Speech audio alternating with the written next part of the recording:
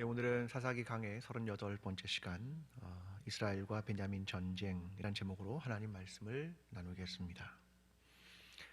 예전에 한번 나누었던 책인데요. 전이수 작가가 쓴 마음이 처음 만들어졌을 때부터라고 하는 책인데요.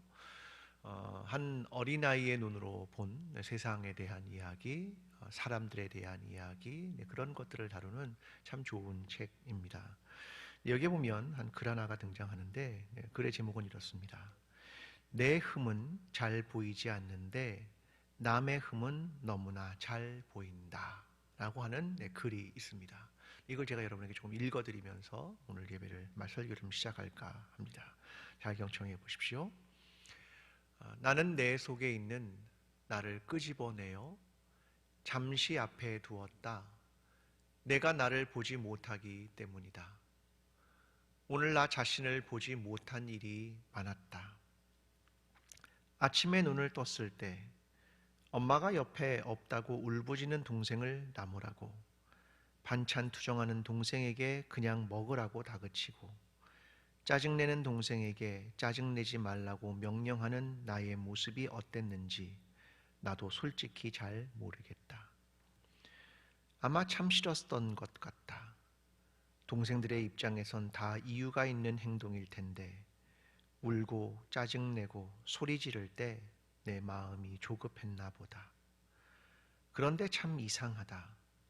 엄마는 나무라지도 다그치지도 명령하지도 않는다.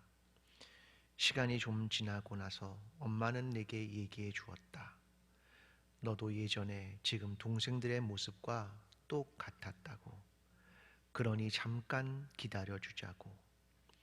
가만히 생각해보니 나도 아침에 눈을 떠서 엄마가 옆에 없으면 가끔 눈물이 핑 돌 때가 있고, 밥 먹을 때 먹기 싫은 반찬이 나오면 엄마한테 괜스레 투정을 부릴 때도 있고, 또 괜히 마음속에서 짜증이 올라올 때도 있었다.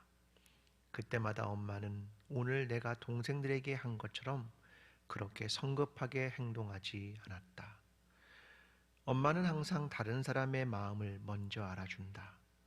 가끔 난 다른 사람의 일에 지적하는 말을 할 때가 있지만 그런 나조차도 나를 발견하지 못한다. 오늘 나에게 말한다. 사람들은 그럴 만한 이유가 있어. 그게 답답하다고 말하지만 기다려 주어야 해. 너도 그랬잖아. 이야기가 어떤가요? 어린아이의 이야기인데 굉장히 속이 깊다. 이런 생각을 하게 됩니다. 내 흠은 잘 보이지 않는데 너희의 흠은 잘 보인다. 이 글 속에서 말입니다. 사람들은 다 그런 것 같습니다. 내 흠은 잘 안 보이고 다른 사람의 흠은 잘 보이죠. 저도 뭐 예외가 아닙니다. 오늘 이스라엘이 성경에서 보여주는 내용이 저는 그거라고 생각합니다. 문제는 이스라엘 전체였습니다. 그런데 그들은 한 지파를 대상으로 저 사람이 잘못한 거야 라고 죄를 전가시키면서 자기는 의로운 자리에 올라서는 이야기, 이것이 오늘 본문이 보여주는 이야기입니다. 오늘 성경의 이야기는 이것입니다. 이스라엘 백성이 40만 명이 모였습니다. 역대 최대 규모입니다.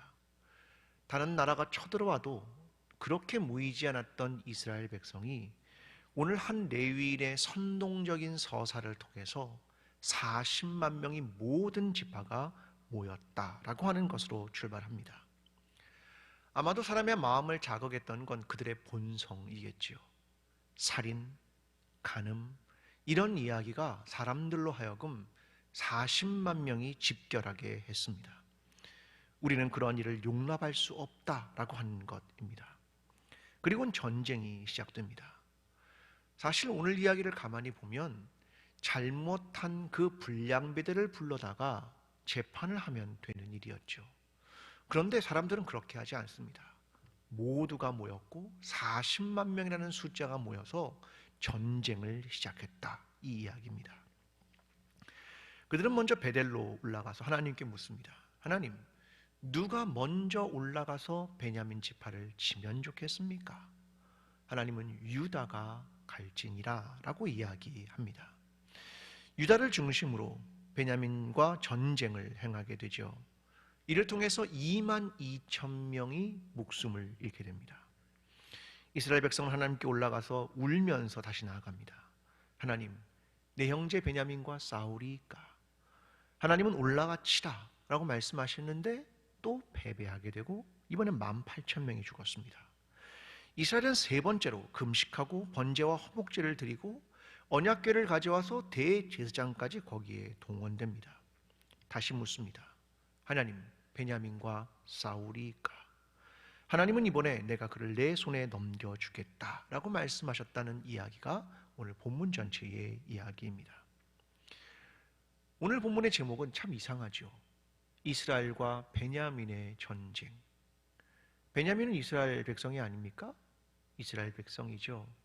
이 말은 자기들끼리 싸운다. 그 안에 내전이 일어났다. 그 이야기를 하고 있는 겁니다. 근데 우리가 여기서 눈여겨봐야 할 것이 하나 있습니다. 뭐냐면 전쟁의 패턴입니다. 전쟁은 지금 3번 일어납니다. 1차 전쟁, 2차 전쟁, 3차 전쟁. 그런데 이 패턴이 지극히 유사한 것이 있었다는 겁니다.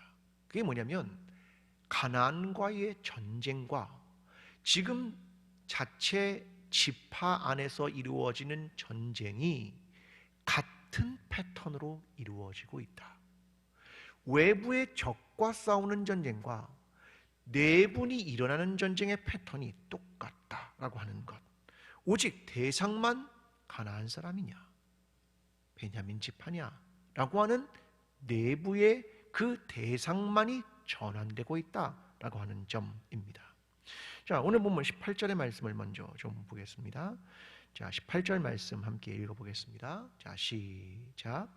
이스라엘 자손이 일어나 베델에 올라가서 하나님께 여쭈어 이르되 우리 중에 누가 먼저 올라가서 베냐민과 싸우리이까 하니 여호와께서 말씀하시되 유다가 먼저 갈지니라 하시니라. 아멘.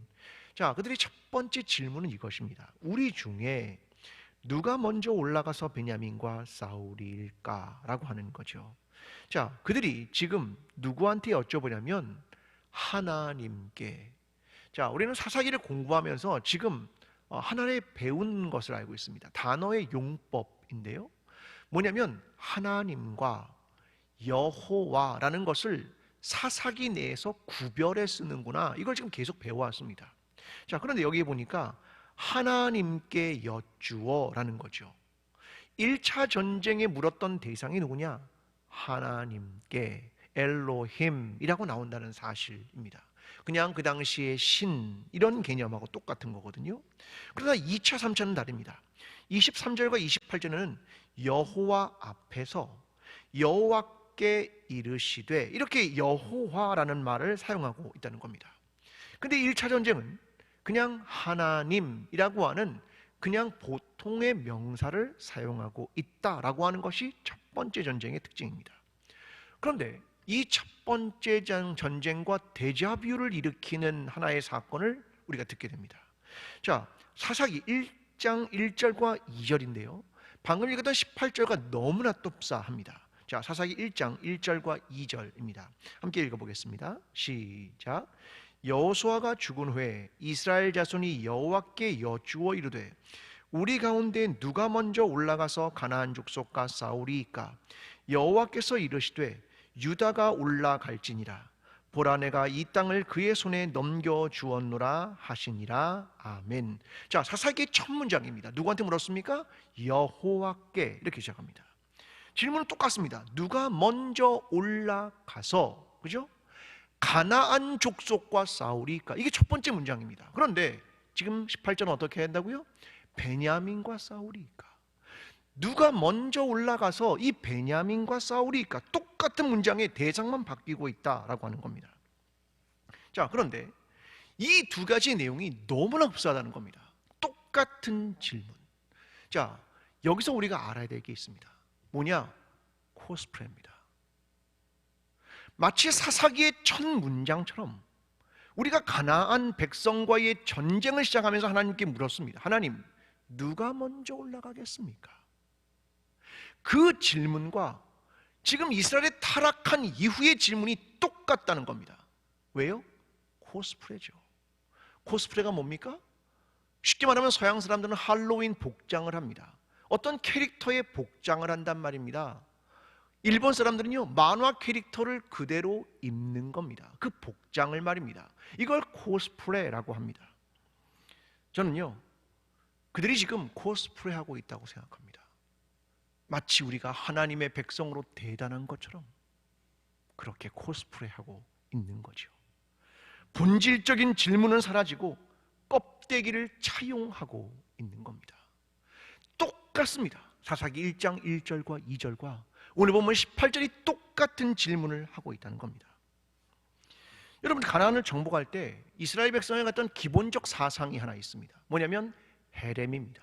전부 다 멸절한다 이겁니다. 지금 이것을 베냐민을 공격하면서 똑같이 적용합니다. 헤렘, 다 쓸어버려야 돼 라고 하는 겁니다. 이게 뭐냐면 지금 대상을 착각하고 있는 겁니다. 가나안 민족이 아니라 누굽니까? 우리 동족 베냐민 지파야. 근데 문제는 이 대상을 계속 혼동하고 있는 것이라는 것입니다. 여러분, 또다시 의심되는 내용이 있습니다. 자, 똑같이 얘기합니다. 유다가 먼저 갈지니라. 똑같지요. 근데 유다가 먼저 가야 하는 이유가 있죠. 자, 지금 살해당한 그 여인이 어디 사람입니까? 유다 베들레헴 사람입니다. 유다가 먼저 간다는 건 어떤 의미인 줄 아십니까? 보복한다, 이런 의미입니다. 유다가 당했거든요. 그러니까 누가 올라갑니까? 유다가 올라간다. 하나님은 여기서 결정적으로 승리를 약속하지도 않습니다. 여러분, 사사기 1장의 첫 문장은 이렇습니다. 보라, 내가 이 땅을 그의 손에 넘겨주었노라. 근데 본문에는 그런 얘기가 없습니다. 넘겨주겠다, 이런 말이 없습니다.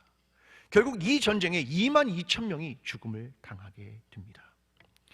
여러분, 우리는 우리의 생각과 하나님의 생각을 혼동하는 경우들이 얼마나 많은지 모릅니다. 이스라엘 자신들은 이런 생각을 했겠죠. 누가 선봉했었냐? 유다가. 왜? 옛날에도 그랬고 지금 당한 쪽이 유다야, 그 말입니다. 코스프레 하는 겁니다. 내가 하나님의 백성인 것처럼. 여러분, 그럴 때 자주 등장하는 본문은 빌립보서 2장 13절이죠. 이 말입니다. 너희 안에서 행하시는 이는 하나님이시니 자기의 기쁘신 뜻을 위하여 너희에게 소원을 두고 행하게 하시나니. 자, 이 말을 자주 인용합니다. 맞지요? 하나님은 우리의 마음속에 소원을 두고 행하십니다. 내 마음이 그렇게 움직이면 하나님이 제 마음에 그런 소원을 주셔가지고 내가 그렇게 생각하고 결정하는 거야 라고 생각할 수 있다는 겁니다. 그런데요, 지금 상황은요, 대원칙이 흔들리고 있는 겁니다. 지금 문제는 불량배들의 문제란 말입니다. 근데 이걸 어떻게 하냐? 베냐민 전체로 확대 해석하고 있다는 겁니다. 이 문제는 재판의 문제지, 이 문제는 전쟁의 문제는 아닙니다. 지금 잘못 끼워진 문제라고 하는 겁니다. 자, 이렇습니다. 모이기 전에 질문했어야 됩니다. 하나님, 모여야 됩니까? 전쟁해야 됩니까? 그건 안 물어보고 일단 모였습니다. 그리고 물어봅니다. 하나님, 어떻게 할까요? 싸울까요? 이미 모였다는 건 뭡니까? 내 의도가 포함되어 있죠. 왜? 싸우려고 모였으니까. 의도가 이미 거기에 담겨 있는 겁니다. 주도권이 하나님으로부터 나로 이미 온 겁니다. 그래서 모인 거죠. 여러분, 하나님의 뜻을 묻는 문제는 참 어렵습니다. 저는 이렇게 생각합니다. 내 뜻을 굽힐 생각이 없으면 물어보면 안 됩니다. 내 뜻을 바꿀 생각이 없으면 이미 물어보면 안 됩니다. 하나님의 뜻을 물어볼 수 없습니다. 여러분, 자기 자신을 부인할 것을 결정하지 않으면 결국 내 소견의 어른대로 행하겠다는 거죠. 여러분, 매일 우리는 두 가지 길에서 방황을 합니다. 나의 길인가? 하나님의 길인가? 여러분, 그 속에서 우리의 결정들이 하나님의 뜻, 그 길을 찾아가는 지혜와 믿음, 이를 통해서 하나님의 방향을 따라가는 저와 여러분의 삶이 되기를 간절히 기도합니다. 오늘 보면 23절입니다. 2차 전쟁이 시작됩니다. 함께 읽겠습니다. 시작. 이스라엘 자손이 올라가 여호와 앞에서 저물도록 울며 여호와께 여쭈어 이르되 내가 다시 나아가서 내 형제 베냐민 자손과 싸우리까 하니 여호와께서 말씀하시되 올라가라 치라 하시니라. 아멘. 자, 1차 전쟁에서 패배한 이스라엘은 여호와 앞에 나아갑니다.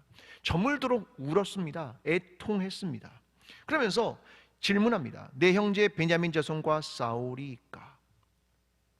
자, 이 질문은 아주 굉장한 또 다른 의미를 담고 있다고 생각합니까? 내 형제 베냐민 자손과 싸우리까? 이 질문은 뭐냐면요, 전쟁에 대한 확신이 흔들리고 있다는 겁니다. 내 형제 베냐민과 싸우리까? 전쟁에 대한 확신 자체가 흔들린다는 겁니다. 1차 전쟁을 패배하고 이제야 이 질문을 하는 겁니다. 우리가 모여 전쟁하는 것이 옳은 것이었는가? 여기에 대한 질문을 하는 겁니다. 여러분, 3차 전쟁에도 반복됩니다. 28절에 내 형제 베냐민 자손과 싸우리까 말리까? 본질적 질문입니다. 하나님의 응답은 이것입니다. 올라가서 치라. 그런데 문제는 그 이후에 역시 승리하겠다는 보증은 없습니다. 또다시 18,000명의 이스라엘 군대가 넘어집니다. 여러분, 우리는 그런 일을 정말로 많이 합니다. 한번 어떤 걸 경험을 한 후에 처음 했어야 하는 질문을 그제서야 하는 경우 말입니다. 처음 시작하기 전에 했어야 하는 질문을 하는 게 아니라 한번 잘못하고 그제서야 본질적 질문, 처음 물었어야 하는 질문을 그제서야 하는 경우가 많다는 겁니다. 왜 우리가 이 일을 해야 하지? 여러분, 멈춘 상황에서 비로소 그 질문이 떠오르는 겁니다. 지금 우리가 그렇죠. 이 질문을 이제 던지는 겁니다. 예배가 무엇일까? 하나님, 예배가 무엇입니까? 하나님, 모이지 못하는 예배란 예배입니까? 아주 본질적인 질문입니다. 여러분, 예배가 무엇입니까? 하나님을 만나는 것 아닙니까? 하나님께 영광을 올려드리는 것 아닙니까? 우리가 은혜를 경험하는 것 아닙니까? 하나님 말씀이 선포되는 거죠. 우리는 찬양과 감사와 봉헌을 올려드리는 거죠. 하나님과 우리가 만나는 겁니다. 하나님께 올려드리고 위로부터 오는 것을 경험하게 되는 것입니다. 이게 예배입니다. 그런데 어느 순간부터 한쪽으로 쏠립니다. 자, 어떤 쪽으로 쏠리는 줄 압니까? 내가 은혜를 받으면 좋은 예배라고 느끼는 겁니다. 뭐가 사라졌습니까? 하나님께 영광을 돌리는 게 삭제되는 겁니다. 많은 사람들이 예배의 핵심을 설교만이라고 생각합니다. 이제 영성으로 볼 수 있으니까 어떻게 합니까? 예배를 앞쪽을 스킵하는 거죠. 뒤도 잘라낼 수 있습니다. 뭐만 남기고요? 설교만. 자, 말씀의 선포가 전체입니까? 아니요. 그럼 우리의 감사와 찬송과 우리의 봉헌을 올려드리는 것은 어디에서 찾으란 말입니까? 이게 뭐냐면 예배의 온전성을 훼손하고 있는 겁니다. 여러분, 우리는 처음 질문을 다시 해야 하는 때를 살아갑니다. 예배란 무엇입니까? 하나님과 만나는 것은 무엇입니까? 영광을 올려드리는 것은 무엇입니까? 은혜를 경험하는 것은 무엇입니까? 우리는 이 본질적 질문이 흔들리지 않아야 하나님의 뜻을 바로 분별할 수 있는 것 아니겠습니까? 우리는 그런 질문을 계속 던져야 하는 겁니다. 하나님, 그리스도인은 누구입니까? 믿음이란 무엇입니까? 십자가란 무엇입니까? 부활이란 무엇입니까? 이 본질적인 질문을 끝까지 던져야 하는 겁니다. 그래야 흔들리지 않고 길을 곁길로 가지 않게 되는 겁니다. 오늘 저와 여러분의 삶에서 다시 처음의 질문으로 돌아가고 정말로 본질과 핵심이 무엇인지를 찾아가며 그 길을 걷게 되는 저와 여러분의 삶이 되기를 간절히 기도합니다. 오늘 보면 26절부터 28절까지의 말씀을 함께 읽어보겠습니다. 26절부터 28절입니다. 자, 시작. 이에 온 이스라엘 자손 모든 백성이 올라가 베델에 이르러 울며 거기서 여호와 앞에 앉아서 그날이 저물도록 금식하고 번제와 화목제를 여호와 앞에 드리고 이스라엘 자손이 여호와께 물으니라. 그때에는 하나님의 언약궤가 거기 있고 아론의 손자인 엘르아살의 아들 비느하스가 그 앞에 모시고 섰더라. 이스라엘 자손들이 여쭈기를 우리가 다시 나아가 내 형제 베냐민 자손과 싸우리까 말리까 하니 여호와께서 이르시되 올라가라 내일은 내가 그를 내 손에 넘겨주리라 하시는지라. 아멘.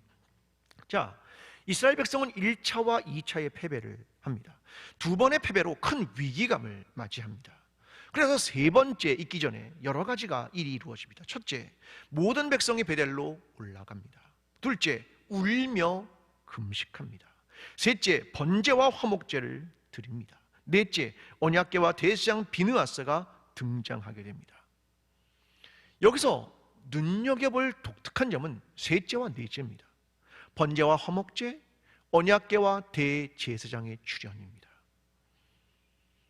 이스라엘 백성에게 제사란 어떤 의미가 있습니까?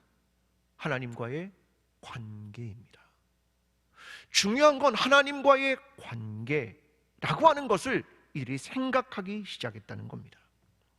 하나님과 만나는 방식, 자신의 삶을 돌이키는 방법, 다시 하나님과의 관계를 생각한 겁니다. 자, 여기서 하나의 질문의 변화를 갖습니다. 자, 이 질문이 이것이었습니다. 내가 다시 나가 나의 형제 베냐민 자손과 싸우리까 말리까? 자, 달라진 점이 뭡니까? 말리까, 이 말입니다. 내려놓을 수 있다, 이거 아니겠습니까? 여기서 처음 등장하는 말입니다. 또 하나, 하나님의 응답은 올라가라 내일은 내가 그를 내 손에 넘겨주리라 하시는지라. 이번에 승리를 약속합니다. 자, 승리할 거야. 근데 약간 미묘한 차이를 알아야 됩니다. 승리할 거야, 거기까지 왔습니다. 근데 이스라엘 백성이 머리에 뭐가 있습니까? 헤렘, 전멸, 이게 머리에 있는 겁니다. 여러분 잘 생각해야 됩니다. 자, 예를 들어 보겠습니다. 몸에 피부병이 있는 사람이 있습니다. 누구에게 갑니까? 제사장에게 몸을 보이죠. 자, 확인을 합니다. 명확하지 않으면 어떻게 합니까? 격리 기간을 갖는 겁니다. 자, 일주일 격리, 이게 법입니다. 자, 격리를 합니다. 격리 방법은요? 없습니다. 어떻게 격리해? 이건 없단 말입니다. 그럼 누가 결정합니까? 제사장이. 창고에 가둘 건가? 아니면 침대가 있고 조금 쉴 수 있는 공간을 줄 건가? 이건 율법에 없습니다. 오직 뭐가 결정합니까? 제사장의 인간 이해, 이게 결정하는 겁니다. 식사를 제공한다. 하루에 3끼만 줄 것인가? 간식까지 줄 것인가? 이건 율법에 없어요. 누구의 결정? 제사장의 결정. 자, 자가격리자들이 생겼습니다. 자, 물품을 지급하겠죠. 그들이 경험하는 게 뭡니까? 고독과 감염에 대한 불안, 이런 것 아니겠습니까? 자, 뭘 줍니까? 저도 보니까, 찾아보니까 이렇더라고요. 위생용품, 마스크, 손세정제, 화장지, 이런 위생용품을 줍니다. 여러분 같아도 뭘 주겠습니까? 식자재, 생수, 햇반, 라면, 간편 조리식품, 콩나물, 양파, 식용유, 두부, 이런 거 기본적인 걸 준답니다. 그죠? 필요한 생필품 같은 거. 또 뭘 주면 좋겠습니까? 저 처음 알았습니다. 홍삼 제품 준답니다. 어디는? 뭔지 압니까? 면역 강화 식품. 야, 좋습니다. 야, 홍삼을. 아니, 상상도 못했죠. 아니, 홍삼을 줄 거야? 이런 못했죠. 지역마다 편차는 다 있습니다. 그죠? 어딘 주고 어딘 주지 않겠죠. 우리 교회도 홀로 계신 분들에게 생필품을 제공합니다. 그죠? 네. 자, 어려울 때일수록 중요한 게 뭡니까? 예산입니까? 아니요. 마음이죠. 따뜻한 온기가 전달될 수 있는가? 이건 아니겠습니까? 중요한 건 세부적 결정을 누가 하냐면 우리가 한다는 겁니다. 그게 제사장의 결정이었습니다. 지금 이스라엘이 승리한다, 이건 하나님의 결정이죠. 그런데 그 다음에 이스라엘은 어디까지 향한 겁니까? 다 멸절시켜야 돼.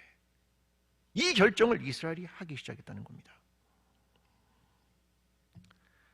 사실 저와 여러분에겐 기도가 더욱 필요한 시기가 되었습니다. 이스라엘이 직면한 위기 앞에서 질문은 이겁니다.